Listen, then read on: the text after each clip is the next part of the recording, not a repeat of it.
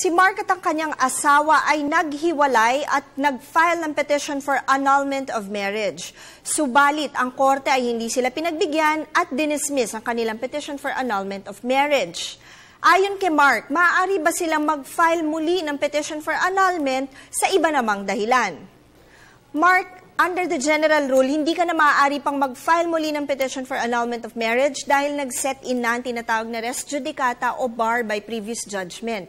Ibig sabihin nito, ang kaso sa pagitan ng parehong partido sa parehong kaso at parehong remedy na hinihingi sa korte ay hindi na maaaring i-file dahil sa desisyon na na-issue na. Maaari ka ring maging liable sa forum shopping kapag nag-file kang muli ng parehong kaso kahit pa mukhang iibahin mo lang ang dahilan ng hinihingi mong annulment. Ang forum shopping ay ang pagkakaroon ng final judgment o decision sa isang kaso na magiging dahilan ng pagbabawal na mag-file ka ulit ng isa pang kaparehong kaso.